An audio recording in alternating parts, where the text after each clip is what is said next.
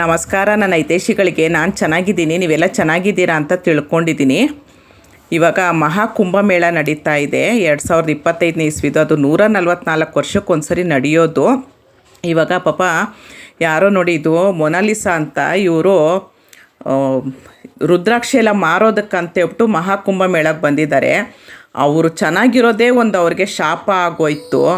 ಅವ್ರಿಗೇನಾಗಿದೆ ಪಾಪ ಅಲ್ಲೆಲ್ಲರೂ ಬಂದು ಅವ್ರಿಗೆ ಫೋಟೋ ಇಟ್ಕೊಳ್ಳೋದು, ವೈರಲ್ ಮಾಡೋದು, ಒಂದು ಶಾರ್ಟ್ಸ್ ಅವ್ರ ಜೊತೇಲಿ ಮಾಡೋದೆಲ್ಲ ಮಾಡಿ ಅವ್ರು ಬಂದಿರೋದು ಹೊಟ್ಟೆಪಾಡಿಗೆ ಅವ್ರಿಗೇನು ಮಾಡಿದ್ದಾರೆ, ಎಲ್ಲರೂ ಹೋಗಿ ಹಿಂಸೆ ಕೊಟ್ಟಿರೋದಕ್ಕೆ ಪಾಪ ಅವ್ರ ಅಪ್ಪ ಬೇಡ ನಮಗೆ ಈ ವ್ಯಾಪಾರನೇ ಬೇಡ ಅಂತ ಹೇಳಿ ಊರಿಗೆ ಕರ್ಕೊಂಡೋಗ್ಬಿಟ್ಟಿದ್ದಾರೆ. ಹೊಡ್ಕೊಂಡು ಬಡ್ಕೊಂಡು ಅಷ್ಟು ಹಿಂಸೆ ಕೊಟ್ಟಿದ್ದಾರೆ. ಹಂಗಾದ್ರೆ ಅವ್ರು ಚೆನ್ನಾಗಿದ್ದಿದ್ದೇ ಒಂದು ಶಾಪನ ಅವ್ರಿಗೆ. ಚೆನ್ನಾಗಿದ್ರೂ ಜನ ಆಡ್ಕೊತೀರ, ಚೆನ್ನಾಗಿದ್ದರೂ ಇಲ್ಲದೇ ಇದ್ರೂ ಆಡ್ಕೊಳ್ತೀರ. ಅವ್ರು ಚೆನ್ನಾಗಿರೋದಕ್ಕೆ ಒಂದು ಶಾಪ ಆಗೋಯ್ತು ನೋಡಿ. ಅವ್ರಿಗೆ ಎಷ್ಟು ಬೇಜಾರಾಗುತ್ತೆ ಪಾಪ ಅವ್ರಿಗೆ. ಇವಾಗ ಹೊಟ್ಟೆಪಾಡಿಗೋಸ್ಕರ ನಾವು ಅಲ್ಲಿ ಮಹಾಕುಂಭಮೇಳಕ್ಕೆ ಬಂದಿದ್ದರು.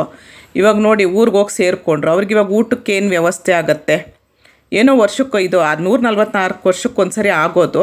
ಹಾಗಾಗಿ ಬಂದಿದ್ದಾರೆ ನೋಡಿ. ಸಾಧು ಸಂತರು ಎಲ್ಲ ಎಷ್ಟು ಜನ ಹೇಗೆ ಸೇರಿದ್ದಾರೆ ನೋಡಿ.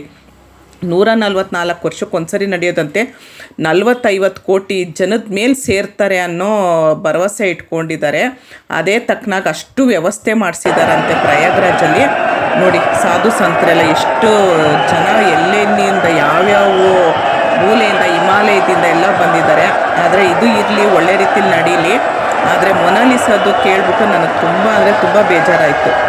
ಪಾಪ ಏನೋ ಒಂದು ಹೊಟ್ಟೆಪಾಡಿಗೋಸ್ಕರ ಎಲ್ಲರೂ ಬಂದಿದ್ದಾರೆ. ಅವ್ರ ಮನೆ ಮಂದಿಯವರೆಲ್ಲ ಬಂದಿದ್ದಾರಂತೆ.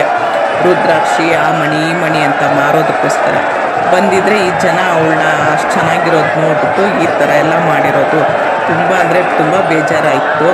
ಮಹಾಕುಂಭಮೇಳ ಒಳ್ಳೆ ರೀತಿಲಾಗಲಿ, ಯಾರಿಗೂ ಏನೂ ತೊಂದರೆ ಆಗದೆ ಇರಲಿ ಅಂತ ದೇವ್ರ ಹತ್ರ ಕೇಳ್ಕೊಳ್ಳೋಣ ನಾವು. ವಿಡಿಯೋನ ಫುಲ್ಲು ನೋಡಿ, ಎಲ್ಲೂ ಸ್ಕಿಪ್ ಮಾಡಬೇಡಿ. ಎಲ್ಲರೂ ಸ್ಕಿಪ್ ಮಾಡಿದ್ರೆ ದಯವಿಟ್ಟು ಏನೂ ಅರ್ಥ ಆಗಲ್ಲ. ದಯವಿಟ್ಟು ನೋಡಿ ಎಷ್ಟು ಚೆನ್ನಾಗಿದೆ ಮಗು, ಮುದ್ದಾಗಿ ಎಷ್ಟು ಚೆನ್ನಾಗಿದೆ. ಅದು ಚೆನ್ನಾಗಿರೋದೇ ಅದಕ್ಕೊಂದು ಶಾಪ ಆಗೋಯ್ತು ಅಂತ ಎಲ್ಲರೂ ಹೇಳ್ತಾರೆ. ಆ ಥರ ಆಗೋದು ಬೇಡ, ಯಾರಿಗೂ ತೊಂದರೆ ಆಗೋದು ಬೇಡ ಅಲ್ವಾ.